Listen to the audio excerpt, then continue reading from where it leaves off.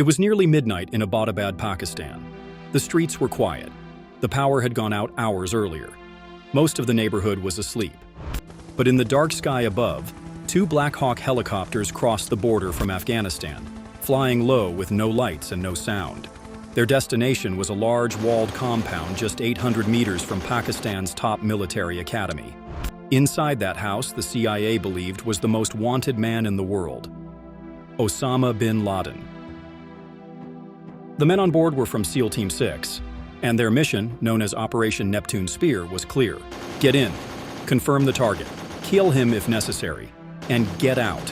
The raid should last just 40 minutes.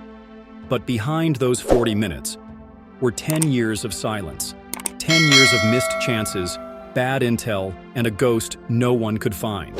So how did the CIA finally track down the most wanted man on Earth? And how close did they come to missing him one last time?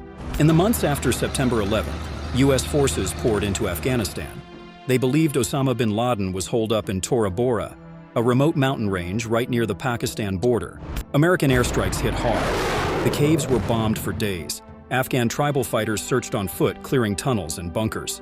But when the smoke cleared, bin Laden had vanished without a trace. For the CIA, it was a painful failure, and over the next few years, the trail went cold. But at the same time, some tapes aired on Al Jazeera began surfacing on the internet. In them, bin Laden appeared thinner and older and spoke vaguely about the past attacks. These tapes seemed like an open challenge to the CIA. And at CIA headquarters in Langley, frustration grew. The White House wanted results. The public wanted answers. By 2004, the CIA finally said it. We don't know where he is. We don't even know if he's still alive. Everybody thought it was the end. But here comes the twist in this story. The CIA stopped chasing bin Laden directly. Instead, they focused on the people around him. Bin Laden didn't use phones or the internet to avoid being tracked. Instead, he sent messages using trusted people who delivered them in person, secretly. CIA's next mission was to track down his loyal messengers. And during the investigation, one name kept coming up in interrogation reports: Abu Ahmed al-Kuwaiti. They didn't know his true identity, not even his real name. All they knew was one thing: he was a courier, a trusted messenger for bin Laden. Then, in 2004, the CIA got a real break. A man named Hassan Ghul was captured in Iraq, and he was carrying a letter meant for bin Laden. That alone was a major find, but Ghul gave them something even bigger. He said Abu Ahmed al-Kuwaiti wasn't just delivering messages. He was living with bin Laden as a protector. The CIA finally had something big, but others dismissed it. Khalid Sheikh Mohammed, the architect of 9/11, called al-Kuwaiti irrelevant. Another al-Qaeda prisoner said he'd retired, but the CIA wasn't buying it. The denials felt too scripted. Then, in 2007, a foreign intel partner dropped a name: Ibrahim Saeed Ahmed, a Pakistani who grew up in Kuwait. That was him. Abu Ahmed al-Kuwaiti, bin Laden's trusted courier. Still, it took 3 more years to track him. He barely used a phone. When he did, it was around Peshawar. In 2010, the NSA picked up a call. "I'm with the people I was with before." Spoken in Arabic and Pashto, that was the moment. A CIA asset followed him, and finally, saw where he went. It was a fortress. Tall outer walls stood 13 feet high, topped with barbed wire and privacy panels. There were no phone lines, no internet. The garbage was burned in the yard itself. Most al-Qaeda safe houses weren't this extreme. So the CIA watched it for months.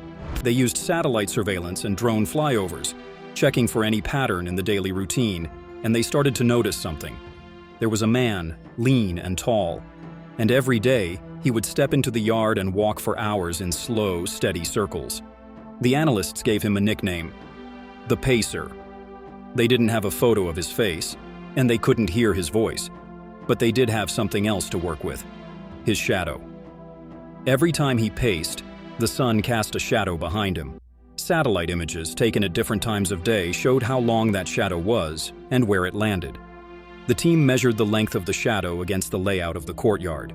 They factored in the angle of the sun, the season, and the orientation of the building. From that, they could estimate his height.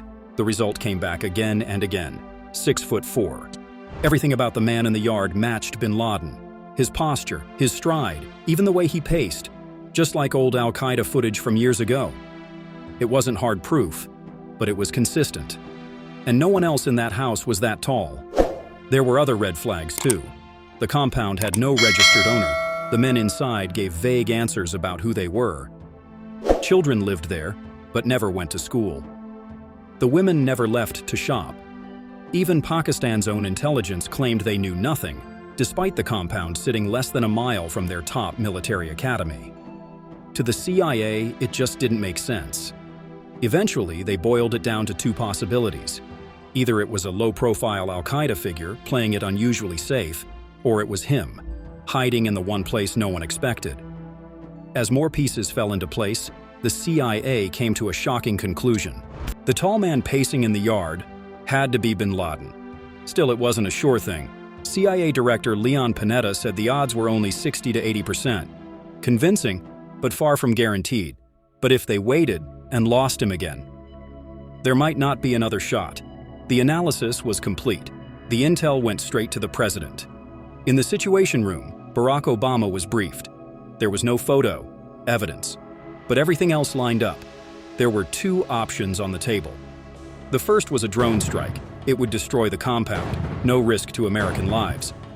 But there'd be no way to confirm if they'd killed the right man. The second was a ground raid, boots on the ground. A team would go in, identify the target, gather intel, and return with evidence. But it was risky. If things went wrong, if the team was caught or killed, the consequences could spiral fast. The debates were intense, the stakes couldn't be higher. But in the end, President Obama made the call. We're going in. May 1st, 2011, late evening.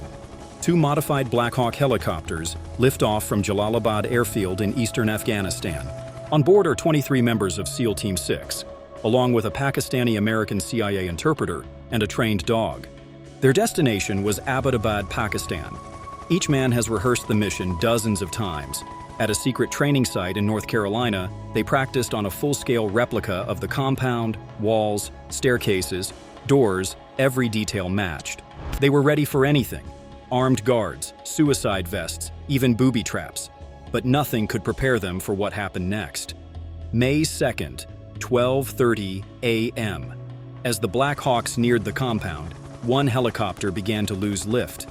The hot, thin air in the compound walls threw off the rotor wash. It started to spin. For a moment, it looked like a disaster. If it crashed outside, the noise could blow the entire mission. Worse, it could alert the Pakistani military. With no time to think, the pilot made a bold move. He crash-landed inside the compound, choosing impact over exposure. The SEALs didn't hesitate. With one chopper down, they launched the raid from within. The second helicopter hovered above as the team split off, clearing rooms in silence. Inside the house, everything seemed silent. It was as if they didn't even know a Black Hawk had landed in the yard. On the first floor, a man, believed to be the courier, raised a weapon. He was taken out instantly. Another man tried to use a woman as a shield. He was shot too.